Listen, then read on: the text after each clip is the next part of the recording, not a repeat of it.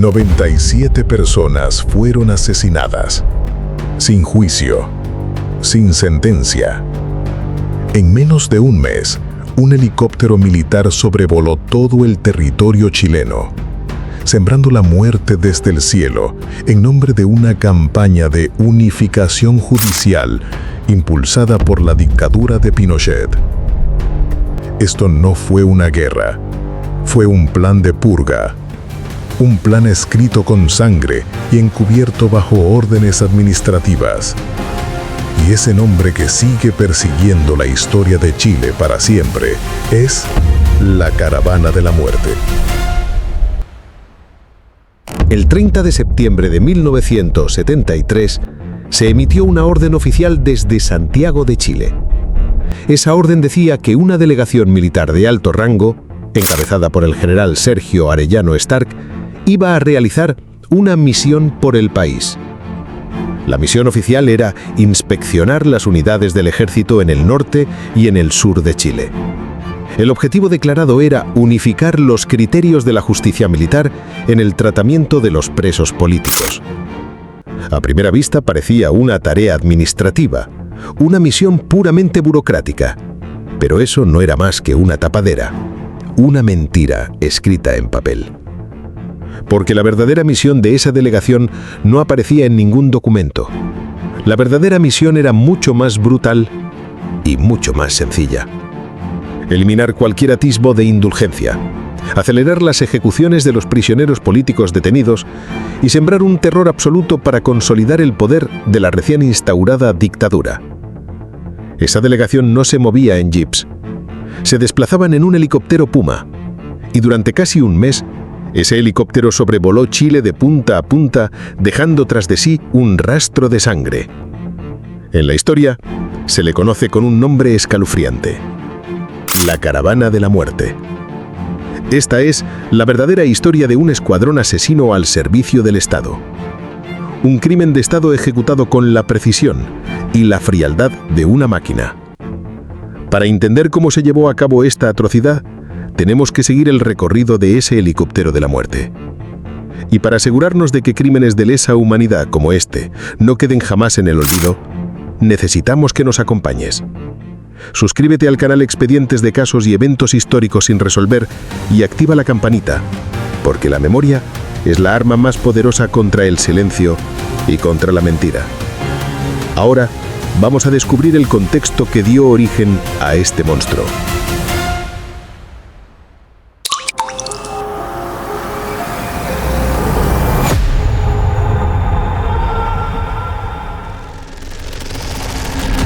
El crimen de la Caravana de la Muerte.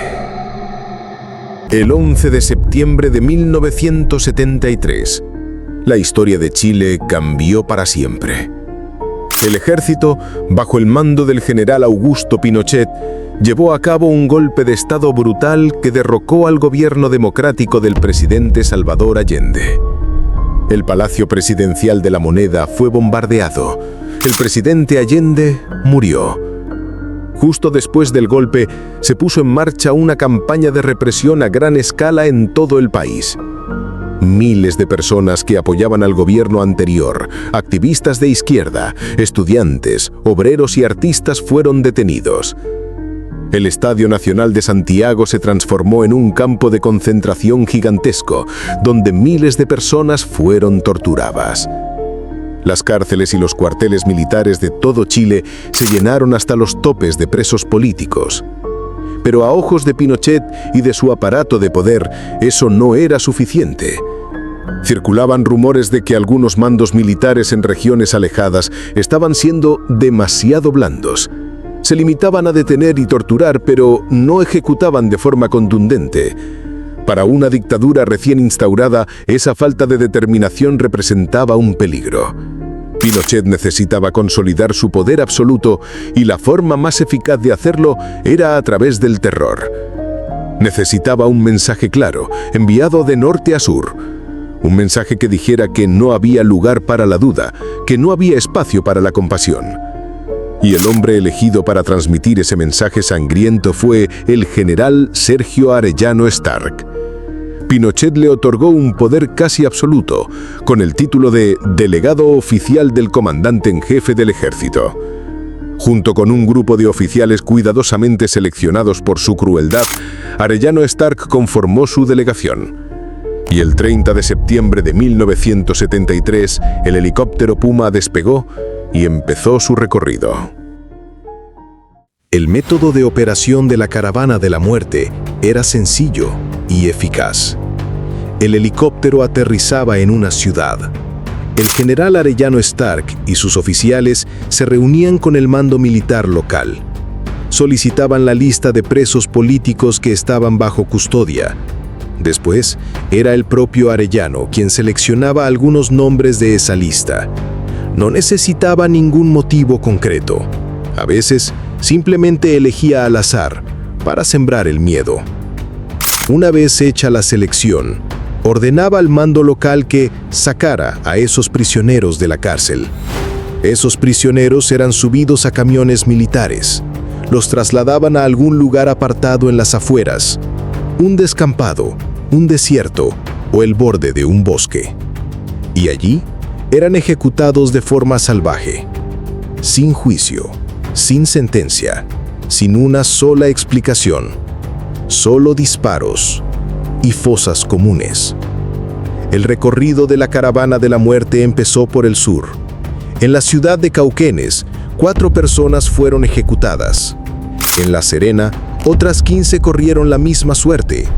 En Copiapó, 13 presos fueron sacados de la cárcel y asesinados. Pero la etapa más brutal de la campaña tuvo lugar en el norte de Chile. En Antofagasta, 14 personas fueron ejecutadas. Según el testimonio posterior del general Joaquín Lagos, los crímenes allí alcanzaron un nivel de barbarie completamente nuevo. Los cuerpos no solo fueron tiroteados, también fueron destrozados con corvos, un tipo de cuchillo curvo militar chileno. Les arrancaron los ojos, un acto atroz para ocultar su identidad y sembrar el terror. En la ciudad minera de Calama tuvo lugar una de las masacres más espeluznantes. 26 presos fueron sacados de la cárcel. Fueron llevados a un lugar remoto en pleno desierto de Atacama. Allí fueron asesinados y enterrados en una fosa común secreta. Durante casi un mes, el helicóptero Puma voló como un buitre sobre los cielos de Chile, cargando con la muerte y la desesperación. Según el informe Rettig, una comisión de la verdad creada años después, la Caravana de la Muerte fue responsable de la muerte de 97 personas en total. Los crímenes de la Caravana de la Muerte quizás habrían quedado completamente ocultos si no fuera por una voz de conciencia que surgió desde dentro del propio ejército. Cuando la delegación de Arellano Stark llegó a la ciudad de Antofagasta, el mando militar allí estaba en manos del general Joaquín Lagos Osorio. El general Lagos era un oficial profesional, no era un fanático, y quedó horrorizado ante la brutalidad e ilegalidad de la delegación. Arellano Stark actuó como si tuviera poder absoluto, ignorando por completo la autoridad de Lagos y ordenando por su cuenta la extracción y ejecución de los presos. Después de que la delegación se marchara, el general Lagos descubrió los cuerpos, arrojados de forma negligente, mutilados de manera atroz. Indignado y profundamente asqueado, tomó una decisión increíblemente valiente. Voló de urgencia a Santiago para enfrentarse cara a cara con el general Pinochet. Fue un momento tenso. Un general enfrentándose al dictador, denunciando a otro general por haber cometido una masacre espantosa. Pidió que Pinochet castigara a Arellano Stark, pero Pinochet lo rechazó con frialdad. En lugar de sancionar a Arellano Stark, presionó al general Lagos y lo obligó a jubilarse anticipadamente. La voz del general Lagos fue silenciada en aquel momento, pero décadas después, su testimonio ante los tribunales se convirtió en una de las pruebas más contundentes para desenmascarar los crímenes de la Caravana de la Muerte, y demostró que, Incluso dentro de los regímenes más brutales, todavía hay personas que conservan su conciencia. Bajo la dictadura de Pinochet, que duró 17 años, los crímenes de la Caravana de la Muerte quedaron completamente encubiertos. Las familias de las víctimas vivieron durante años con dolor y con una incertidumbre insoportable. Muchas de ellas jamás supieron qué pasó con sus seres queridos. Nunca encontraron sus cuerpos. Las mujeres de Calama pasaron años enteros cavando en el desierto árido de Atacama con la esperanza de encontrar, aunque fuera un solo fragmento de hueso. No fue hasta el regreso de la democracia en Chile en 1990 que la lucha por la justicia comenzó de verdad. Se reabrieron las investigaciones. Poco a poco, empezaron a aparecer las fosas comunes. Pero el punto de inflexión más grande, un auténtico shock a nivel internacional, ocurrió en 1998. Un juez español, Baltasar Garzón, conocido por procesar crímenes de lesa humanidad, emitió una orden de detención internacional contra el general Pinochet. Pinochet, que en ese momento se encontraba en Londres recibiendo tratamiento médico, fue arrestado por la policía británica. La detención de un exdictador en territorio europeo causó un terremoto jurídico y político en todo el mundo. Aunque Pinochet no fue finalmente extraditado a España por razones de salud, el caso rompió por completo el muro de impunidad que lo había protegido durante décadas.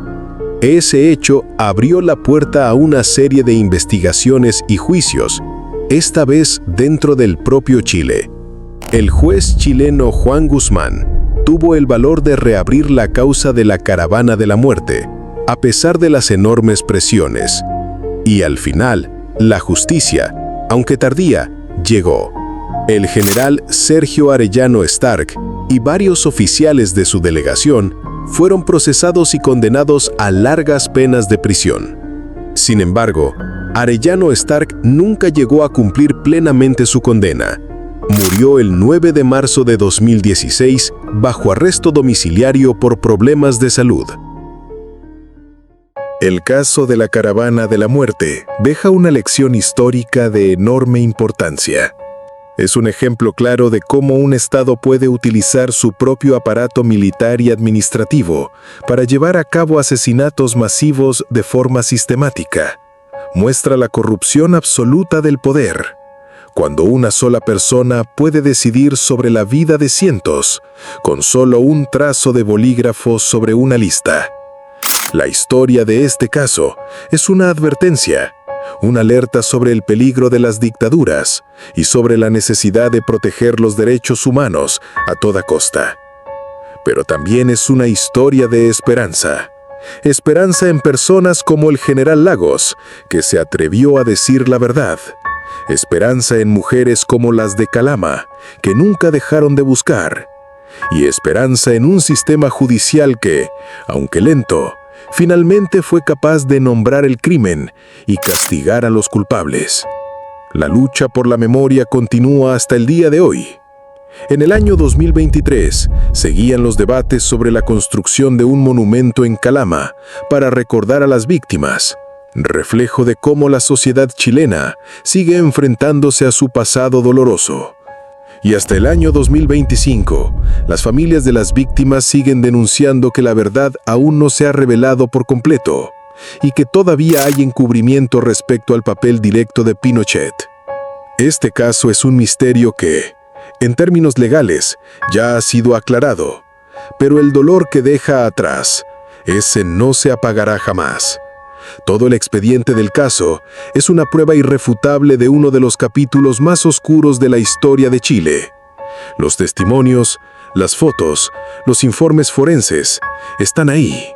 Son voces silenciosas, sí, pero acusan con más fuerza que cualquier palabra dicha en voz alta. Estudiar esos archivos nos ayuda a comprender cómo funciona la violencia de Estado. Nos muestra que el crimen no siempre viene de locos aislados. A veces lo cometen personas normales, funcionarios, oficiales, gente que cree estar sirviendo a una causa más grande. Y eso es lo más aterrador. El sacrificio de las 97 víctimas no fue en vano. Contribuyó a construir una justicia más firme en Chile, una justicia que se atreve a mirar de frente a su propio pasado. Y la lección que queda es que nadie, por poderoso que sea, puede estar por encima de la ley para siempre. Aún quedan muchos otros archivos, muchos otros crímenes cometidos bajo la sombra de regímenes autoritarios. ¿Quieres que abramos uno de esos expedientes en el próximo video? Déjanos tu sugerencia en los comentarios. Gracias por acompañarnos. La verdad siempre merece ser escuchada.